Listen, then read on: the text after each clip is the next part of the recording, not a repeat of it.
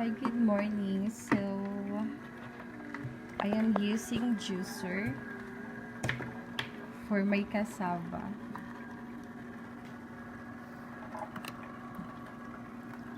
Ayan siya, yung katas niya. And then, ito siya. Para mas madali.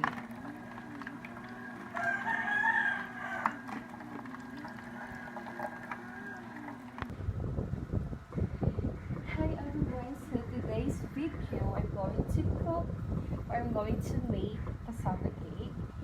So first, maglalagay tayo ng dalawang itlog at maglalagay din ako ng evaporated milk. Yan siya. So iubos natin siya.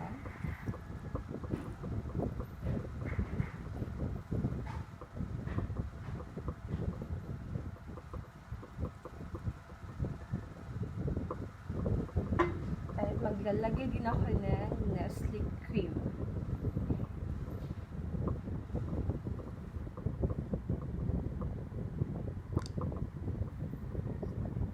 So, iubos lang natin.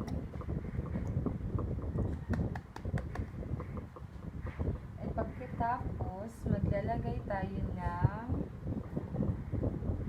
margarine. Yan siya. So, melted margarine na to. So, magbubuhos lang natin. Hindi natin dadamihan. At yung panghuli, maglalagay tayo ng condensed milk. Yan siya. So, jersey yung gagamitin ko.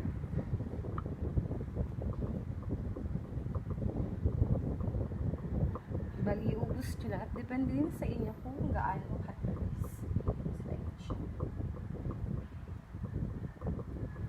So, bali dalawang condensed milk yung ilalagay ko dito.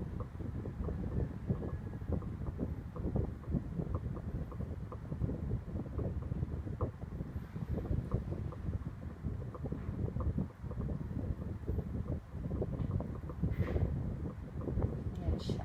So, pagkatapos niyan, paghahaluin natin lahat ng nilagay natin.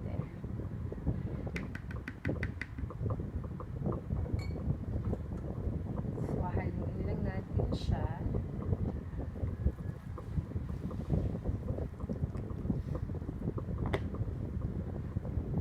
So, ayan.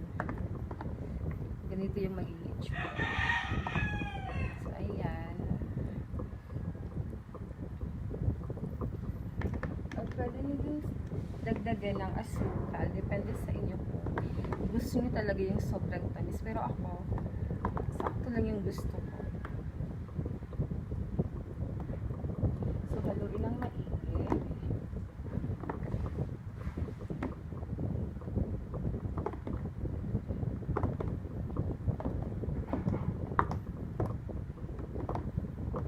Yan siya. Haluin talaga.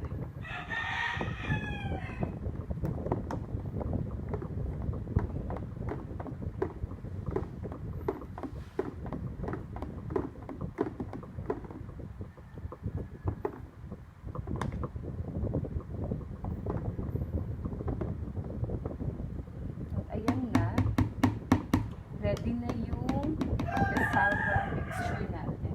So, ang susunod, ilalagay natin siya dito sa lalagyan. Yan. May asukal na to.